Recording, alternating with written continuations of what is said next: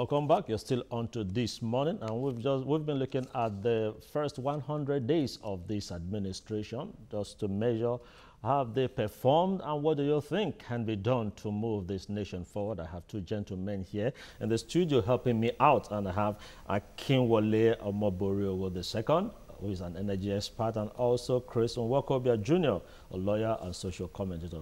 Gentlemen, thank you for being with us in here.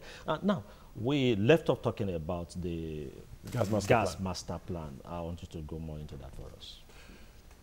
Gas is one of the most important energy resource in deploying large-scale power across any community.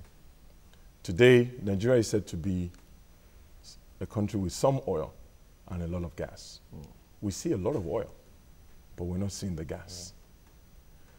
The gas master plan is meant to encourage a deliberate policy that would encourage investment into the gas sector. A lot of the conversations I hear from practitioners in that industry is we don't have the right tariff. The government, should I say the regulator, for example, on the power side, envisages the notion where power buys gas at a very low price. That's very noble. But somebody needs to invest in that gas in order to bring it to the power plant. So who is this person now? It could be the oil majors, for example. It could be the independent oil producers. It could be, Nigerians in the private sector. They need to go and raise the debt from banks. They have to get equity from their shareholders. And it's not a bad thing for them to make some profit. So right pricing of gas tariff and as well as electricity is one of the biggest challenges hindering the progress in that sector. Every Nigerian is very, very, he has the right to complain about lack of electricity. But the real issues need to be understood. And the real issues are, the government has put in place very strong framework. President Buhari, again, these statements are very important to us.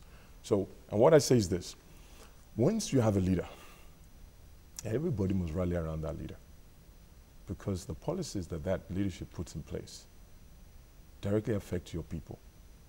You don't oppose for the sake of opposing. What's the virtue in that? So the policy statement that was made about encouraging and retaining the strongly positive policies within that power sector, it gladdens people like us. That you have a president that understands that you don't come in and just tinker with everything. And so this statement he made, that government agencies will be strengthened to do exactly what they should do. Okay, I'll come back to you. I have Abayomi from Ajegunle. Abayomi, good morning. Good morning, Eshomomoh. Nice to have you join us. Yeah, good morning, Chris and Mr. Omoboriowo in the studio. Good morning. My brother, it is very good that we are talking about Mr. President's 100 days. I also share the view that in a 48-month term, taking 3 months and begin to measure the success of the government may be insignificant. But as a Nigerian living in a community, let us begin to set agenda for who are in government. And I hope that through this platform they are listening. The issue of job creation that Chris talked about is very, very key. You understand what I'm talking about now? As a young person, I want to wake up and have somewhere very tangible that I can go and I can earn something to feed myself, my wife and children. You understand? At that level, there's nothing that will concern me about the man who is destroying the pipeline or doing something else. As a matter of fact, I want to run away because I know that I have people back at home that I'm responsible for. I don't want to tarnish the image of my family. So the issue of job creation, that we take the ordinary Okada man that initially was a tailor, or perhaps the man was a bricklayer, or the man was probably a welder, but because of lack of power supply, he has now jumped into the issue of Okada. So we must begin to look at these issues holistically. The issue of job creation. No man wakes up. When you wake up in the morning, and you say your prayer, the first thing that comes to my mind is how much is in my pocket. It's just natural. Okay, thank you very much, Abayomi. Thank you for those points that you have made. Job creation, very key. Now, okay. Yeah, let me say something about his question. Yesterday, whilst the Vice President of the Federal Republic was talking with members of ICANN, he did state in no uncertain terms that the new economic blueprint, because people have been asking, okay, now that the new sheriff is here, what is his blueprint? He did say in no uncertain terms that in the next few months, they will be sure that Nigerians will have at least 1,114,000 new jobs. And they asked how. And at the core of that prophecy, if you like, at the core of that policy statement is power generation and rejigging of the economy. And I'll tell you how it will happen. If all over the world, what drives economies is small-scale and middle-scale businesses. Not so much of the marvelous or monumental enterprises. This is small, where young girls and boys can engage in profitable business. They can open their salons. They can run their beauty shops. They can do run their video centers. And don't forget that a few years ago, we used to have video centers here and there. But because of this power problem, most of the small businesses died, and they created a monumental pipe from where the terrorists, those who engage in brigandage and banditry, will employ. Sorry, Chris, let me hold you there. I'll come back to you. I have Ade from Igondo on the line. Ade, good morning. Good morning, Eshomomoh. Good morning. Nice to have you join us. My brother Omoboriowo, good morning. Good morning, my dear Mr. Ade. Okay. My brother, I always enjoy you and Lawyer Obani. Thank you. I don't know why Nigeria are using fire brigade approach now. They want Buhari to turn Nigeria to America for 100 days. Before we can be able to create a job, we need energy, power. We have to, everybody must realize that will have to be in place. Without it, we cannot create a very significant job. Though most of my brothers in the eastern part, I don't know why they turn upside down. I don't know what the past government have done to them. We are talking of Nigeria. We don't talk about tribe or a settlement. We are talking of a very viable life, a better life that every Nigerian can be proud of. People should be patient. 3 months, 90 days is not too much. Let us wait for 365 days what they can be able to put on our table. Because this country belongs to me. America is not my home. Canada is not my home. Switzerland is not my home. This is where God created me. This is my endowment. I have to be proud of it. Everybody must join hands and fight this kakawam that destroyed our country. We need a great Nigeria. Thank you very much, Ade. Thank you very much, Ade. Can I put this in perspective? I think that, yes, much as Nigerians are positive about what we have on our hands, do not even criticize those who expect some feats in 100 days. You know why? For 16 years, we had a country that was despoiled by a party that held sway over our country.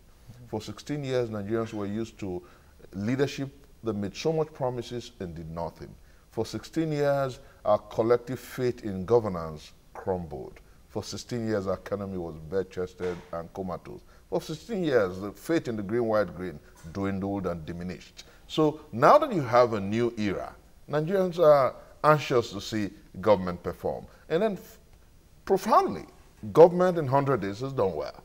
And that's what the world is saying. And it's that's not what out of place for them to ask. And that's what you and I are saying. And so let us not vilify them. But my advice to my brothers on the other side, that is a party that is learning to be on the opposition, must be such that when you want to criticize government, criticize on issues and ideas. Do not try to polarize this country. Just like you said, not criticize for criticizing. Yeah, do not now, polarize Chris, I'll come back to you. I have a namesake of yours on the line from Orele. Chris, good morning. Good morning. Nice to have you join us. Yeah, I'm happy Buhari has provided the leadership to run the country. I agree with what he has been doing in security and other areas. But what I'm trying to suggest this morning is that government is a continuum. every government contributes, whether he's doing good or doing bad. There's other positive area that he has contributed. Let me give you an example about Babangida administration. Some said he's the most corrupt. That is what people said, alleged. But look at his government. The massive development, electricity, Mansa, B3. When you embark on such development, corruption must fall. For my area, for instance, we had electricity during his time. And so many other places were developed, massive road and all the rest. So what I'm trying to say is, we should not condemn past administration because there are also structures and ground. So we build on what the other person has done and then move on. They're not saying that Buhari just starting as a new government. Nigeria is not a new country. Like this TVC, for instance, was established during the time of Jonathan, if I'm correct. So there are areas that are established. So what I'm trying to say is, in as much as we congratulate Buhari, we praise him, we should not condemn the previous government. All right. Thank you very much, Chris, for your points.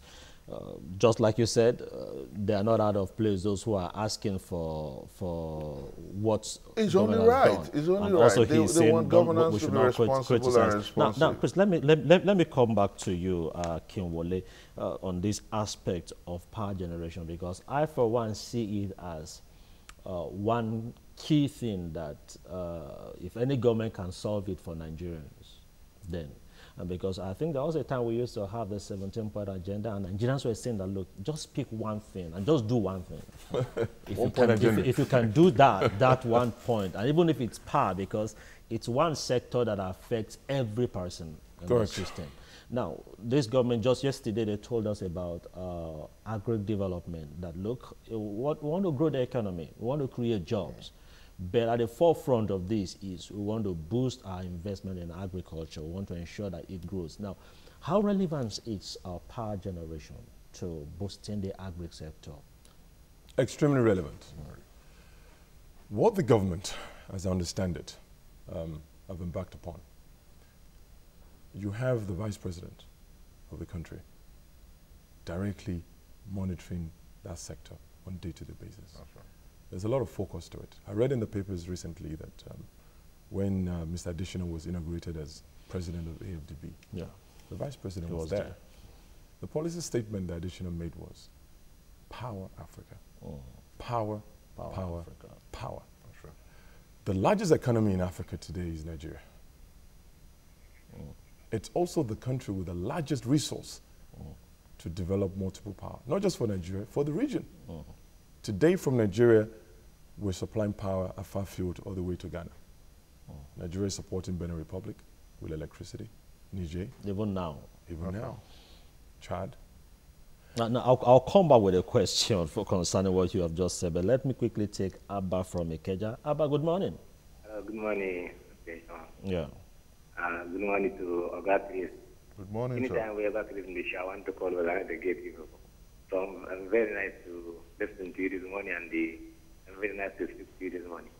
See, Oga Chris, this is where the import generator, we give them advice, let them go for the north. We get under agriculture.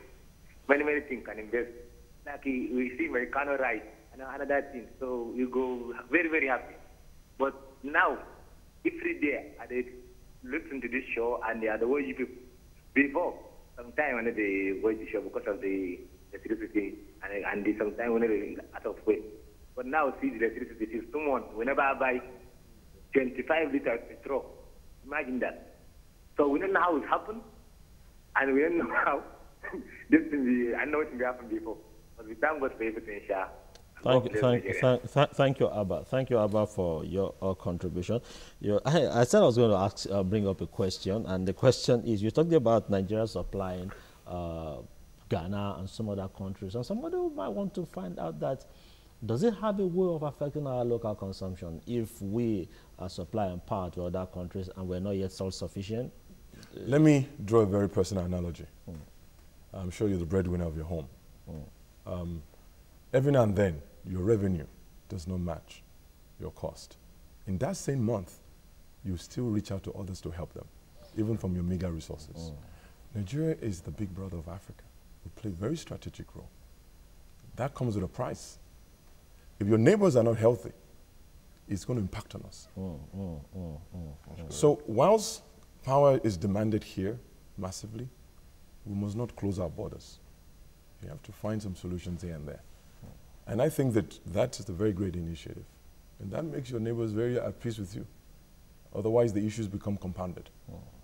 So for Nigeria, both in gas supply that we give to Ghana, Togo, Benin Republic, electricity that we give to other countries, I think it should be sustained. And as we grow our power generation base, which we're doing, I can tell you of several projects that are coming on stream on power side very, very quickly. I can tell you the ones Genesis is developing. I can tell you that today, the initiative that's been put in place to ensure that the private sector can invest in the power sector, well-regulated sector, is bearing serious fruits. Infrastructure takes time, unfortunately. It is not the same thing as ordering a pizza. You have to, he has his own, the project development activity takes time, construction takes time, commissioning takes time. But give it 365 days, and then you measure it. I can tell you in the power sector, this is one sector that will make Nigeria proud. Now, Chris, let me just go to this. What we might call a three-point agenda of this government, security, job creation, anti-corruption. Anti-corruption, the three-point agenda.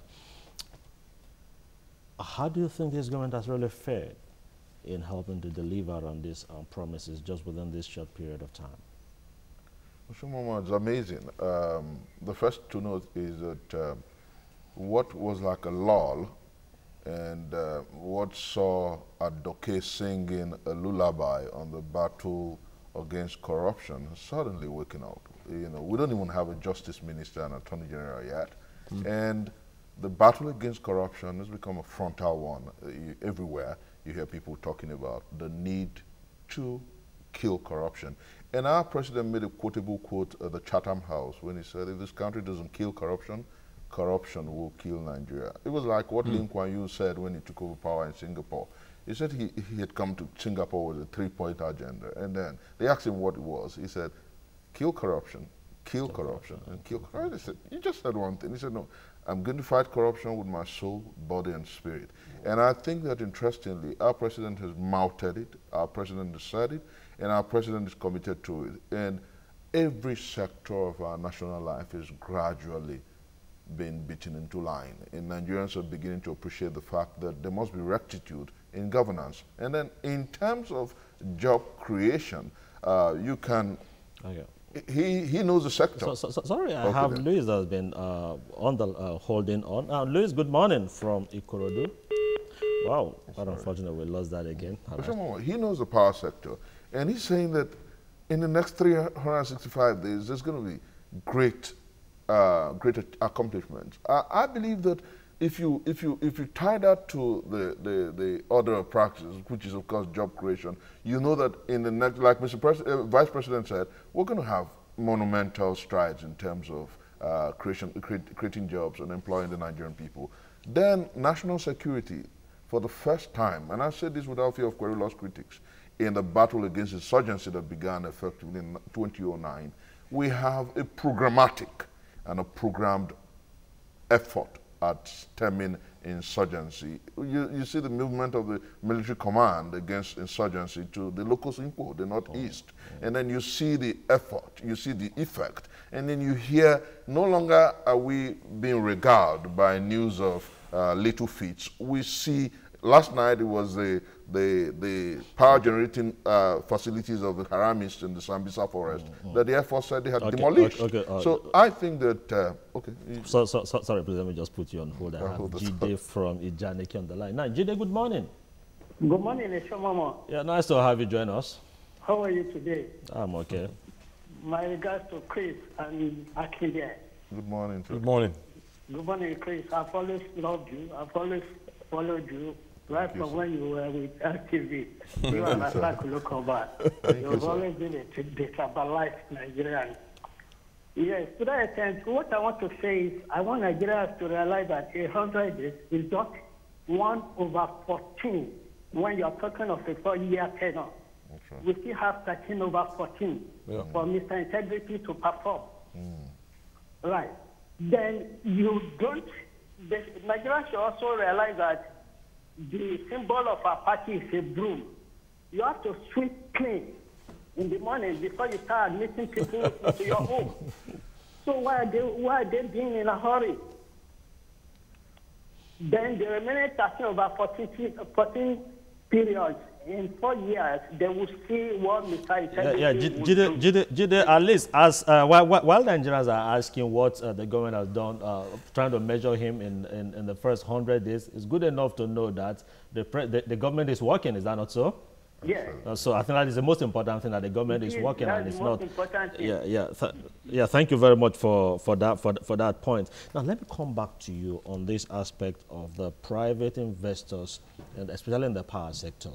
I think the previous administration, when we had some of these, is it the PACN unbundled and sold to private investors to get to play a role in it. At a point, government had to facilitate. I think it was difficult for them taking up. Government had to facilitate a loan for them, and Nigerians kept wondering that how will you buy into, take a stake in an enterprise that I feel was very viable, and at the same time you are now asking, the government is now bailing you out with a public fund, and this is supposed to be a private initiative, and also along the line now we now had the issue of metering and also the fixed charge coming up. And Nigerians are wondering that, look, we were built out with public fund. And also you're talking about the fixed charge, whether I consume or not, you're going to charge me a certain fixed charge, so that at the extent that the billing now went up. Now, how do you think we can manage this so that Nigerians don't feel cheated at the end of the day? Yeah, I think government is a continuum, whether it's President Obasanjo, whether it's Yar'Adua, Jonathan, or General Buhari. The private sector that fully financed the acquisition of these onboarded assets. If you look at the same thing that is happening in Ethiopia, Ethiopia has generated massive domestic investment. There should be some credit given to that process. There are issues, yes, and there will always be issues, and government is an enabler.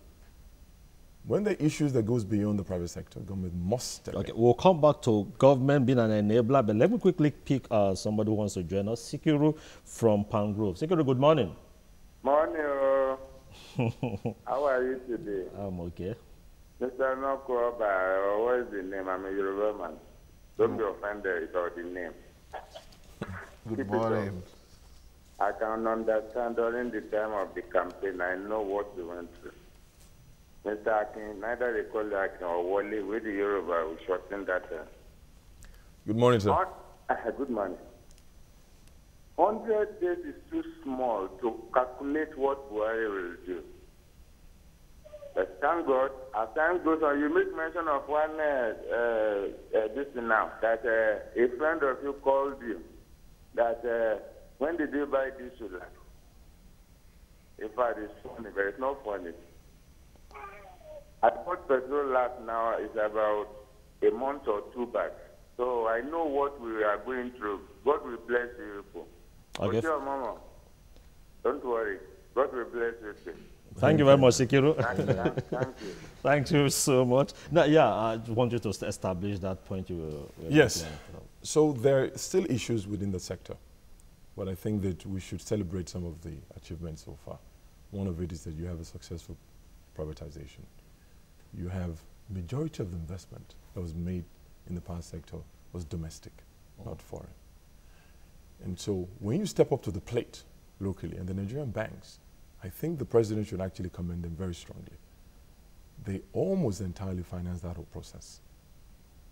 And most of the issues you talked about is because the banks put their balance sheet to support the initiative of government. So should Nigerians now pay for that? I don't necessarily think so. And that is a very valid point. If you're making investment, you shouldn't necessarily transfer your inefficiencies to the people. Okay. So, but I don't think Nigerians are paying for it. What the central bank did was an intervention. It was a loan. And central bank. It was a loan. Okay, so let me just put you on hold there. I have Ogaba on the line, my last caller, I guess. Good morning. from Benue. Eshomomoh. Yeah, good morning. Good morning. Yeah, a quick one from you. And Omoboriowo Jr. Yeah. I want to say that the people who are commenting that things have not started in Nigeria are still living in the past, or they are not in Nigeria. Let me tell you something. As an ordinary Nigerian, I call my vice president. He picks my call and talks to me. Where has it been done before? We in Nigeria, who has even common councillor, what the moment you give them, they go into office, you can't even see them. And let me say that looking back to 1993, when well, because of time, please, I can't continue with this. Thank you so much for that point you have established. Just quick one, less than 1 minute. I think the way we are is such that every Nigerian must aggregate at the parlor, where we must commend governance and criticize government when needful. But I repudiate and lampoon every criticism that is outlandish. I'll tell you why I say that. No, I won't allow you to establish that, please. Just a quick one from you. The power sector is very critical to the health of this country, to the economy. All right. The government needs to focus on the real issues. Okay, thank you very much. Now, Akinwale Omoboriowo for being with us today. Omoboriowo 2, the second. Thank you so much for being with us. And also, Chris Nwaokobia Jr., thank you very much for being part of this discussion. Thank you so much. You've really, I think, enriched our knowledge with your contributions. And also to my viewers who also called in to make some points. I do appreciate you calling in. Now, let's make it another appointment tomorrow, same time on This Morning, where I will be here again to host this show. My name remains Eshomomoh Imoudu. Now, bye for now.